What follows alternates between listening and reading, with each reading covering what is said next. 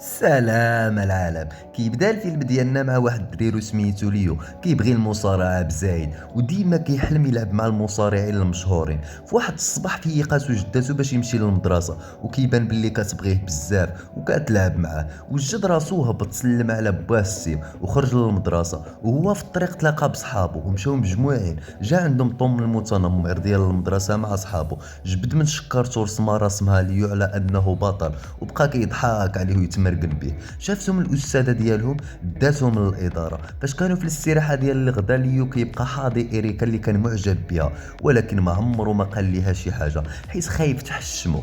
خرجوا من المدرسه ولقى المتنمرين كيساينوه على برا، وهو هرب منهم وبقاو تابعينه حتى وصل لواحد الدار معروضه للبيع. دخل ليها وتخبى منهم فيها.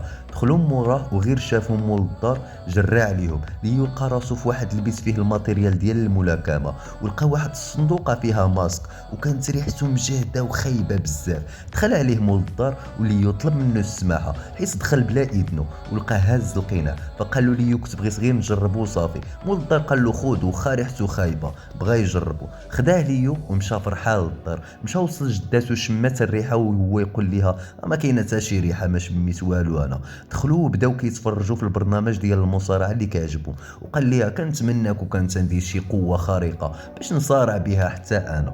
وهما كيتفرجوا جا اشهار كيعلنوا فيه على مسابقه المصارعه الحره، واللي ربح غياخد 50,000 دولار، وهذا الشيء في المدينه اللي فيها ليو. هو وجداتو فرحوا بزاف. شويه جاب باه من الخدمه وكان عيان بزاف حيت خدام جوج ديال الخدامي. مشى للكوزينه باش ياكل سبعات وجداه، وقالت له النهار مات بنتي ما بقيتيش كتديها ولا صردت البال للولد. قال لها كنشكرك بزاف حيت جيتي انتي تقابلي، وخاصني غير نكمل الكريدي اللي كيسالوني باش نقدر نخدم غير خدمه وحده.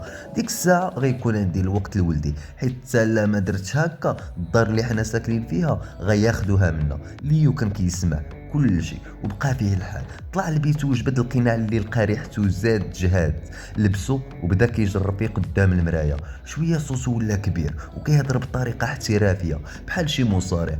بقى كيحيد فيه ويردو ويتاكد من داكشي اللي كيوقع ليه، حتى عرف بلي هاد القناع مسحور. بدا كيجرب القوه ديالو وقدر يهز الطوموبيل وهرس شجره غيب قيسه من رجليه. ودابا زاد تاكد بلي هاد القناع كيعطيه قوه خارقه. مشى كيقلب في الانترنت ولقى مقال عليه كيقول بلي هاد القناع فيه قوه سحريه يقدر ياخدها غير اللي يستحقها. وهاد القناع هو اللي كيختار هاد الشخص. ولا غبت ليه مشى للمدرسه وشاف هادوك المتنمرين كيضربوا في واحد الولد، تعصب عليهم ومشى طفى الضو ولبس القناع ودار بيهم كاملين. فاش شعل الضو لقاو راسهم معلقين في البلاكارات. جات الاستاذه وخداتهم كلهم للمول. جا باه خداه وما في الطريق قال له ما يبقاش يدير الصداع حيت هو ما يمكنش يسمح في الخدمه ويبقى يجي كل مره للمدرسه. ولكن صحاب ليو كانوا فخورين بزاف بداك الشيء اللي دار، والمدرسه كلها كتهضر عليه وعلى الشجاعه ديالو. وفاش عاود شاف داك الاعلان ديال المسابقه جاتو فكره باش يشارك، وإلا ربح غادي يقدر يخلص لباه الكريدي اللي عليه. ومن تما وهو خدام كيتدرب على القوه ديال القناع. وجا النهار ديال التسجيل، وفاش وصل كل شيء بدا كيضحك عليه حيت صغير بزاف وضعيف. لبس القناع ودخل يتسجل. بدات الاختبارات ديال القوه ديال المتسابقين، وتعرف على واحد المتسابق سميتو سيمون. الاختبارات بداو وجا المقدمة المسابقه وعلن على اول مرحله، وهي يرميو البراميل لابعد نقطه. طلع واحد متسابق وباينه فيه صحيح وسميتو سام، رمى جوج براميل بدقه وحده وكانت المسافه بعيده. وفاش جات النوبه ليو رمى البرميل حتى خرج من السقف على برا، وكلهم بقاو مصدومين.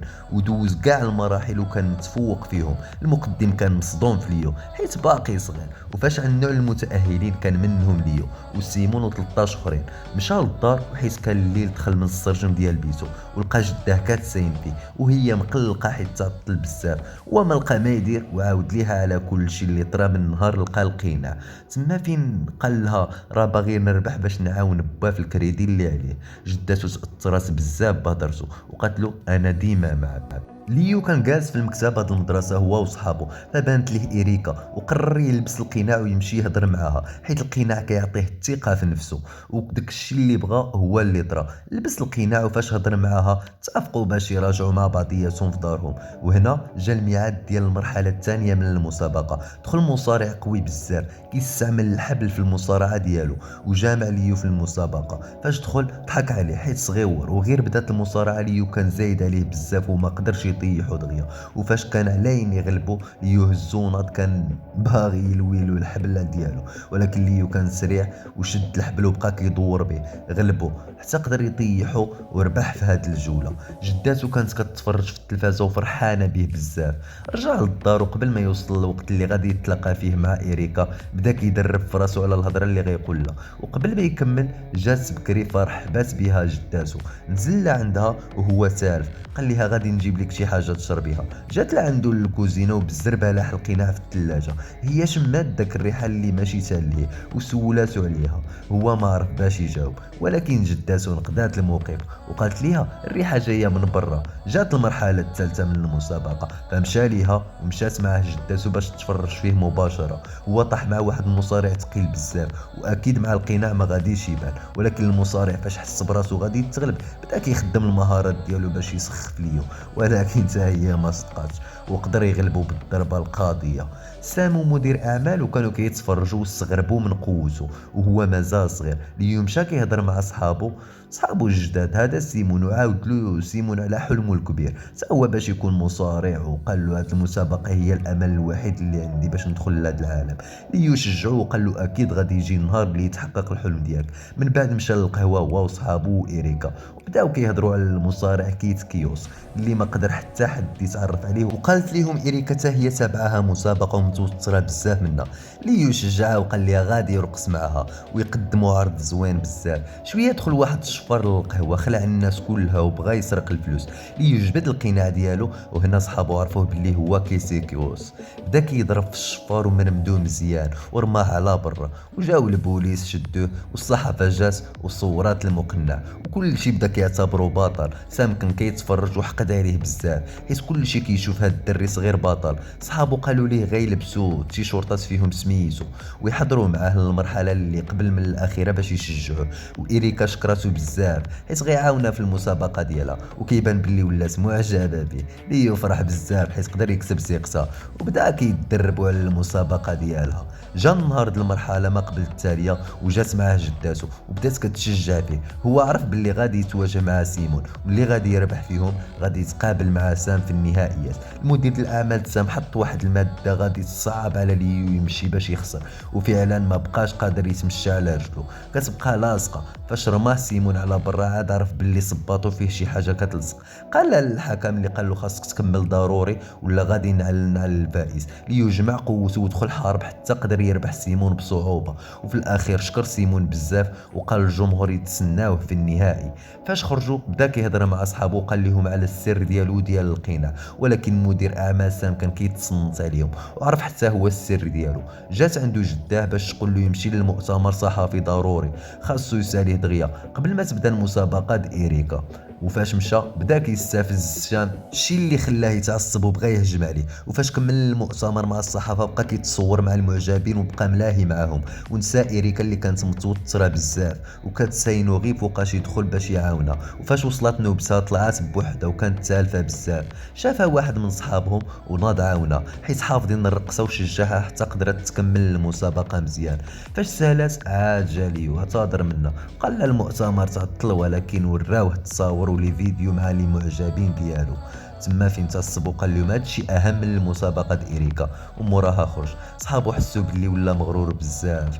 تلاقى بالمتنمرين عاوتاني وخلاوه يرجع. طالع له الدم للدار، شافتو جداه فعاود ليها على اللي طرا. قالت ليه باللي صحابو كيبغيوه بزاف وهو غلط معاهم وما خاصوش يعتمد على القناع في كل شيء حيت ما غاديش يعني مجرد قناع يحقق ليه كاع داكشي اللي بغا. ليو فهم هضرتها ولقى باللي عندها الصح. لا غد ليه مشى للمدرسه وطلب السماحه من صحابو وقال لهم غادي نرجع ليو اللي كنت، فوافقوا يعطيوه فرصه واحده اخرى. جا النهار النهائي وقبل ما يدخلوا مشى عنده مدير اعمال سام باش زعما يعتذر منه على داكشي اللي وقع في المؤتمر. وبلا ما يحس جا سام وبدل القناع ديالو بواحد اخر كيشبه لذاك القناع. بدات المسابقه والحكم كان واحد من المصارعين المشهورين وحتى باه كان كيتفرج. ليو بدا كيضرب في سام ولكن ما قدرش يحرك فيه شي حاجه، وهنا بدا سام كيضربو حتى جبد القناع من جيبو وعرف ليو بلي هذاك اللي داير ماشي حقيقي وحيدو. تما فين باه شافو وجا كيجري. سام حاول يلبس القناع ولكن ما دخلش ليه في راسو، تعصب ولاحو حتى لصق في واحد الشبكه شكل الفوق. ليو طلع ليه كيجري باش يشدو، وصل باه وقال له راه اي واحد منا عنده بوان فيبل ديالو. هنا تفكر ليو باللي سام نقطة الضعف ديالو هي العلو، بدا كيستفز فيه حتى طلع عنده وداخ وطاح. هنا ليو نقز عليه وقدر يغلبو بلا ما يلبس القناع، وهكا قدر يربح 50,000 دولار بشجاعته. فرح بزاف وعيط على سيمون يطلع حتى هو معاه وخامله. سيمون شكرو بزاف حيت خلاه يعيش هاد اللحظة. جا مدير اعمال سام وهو معصب وبغى يسرق منه الشيك، فطلعت جداتو وعطاتو علاش كيقلب. من بعد ليو قرر يدخل يتريني مع الفريق ديال المصارعة في المدرسة ويدير كما دار سيمون، كيدرب راسو وباغي يحقق حلمه بمجهوده.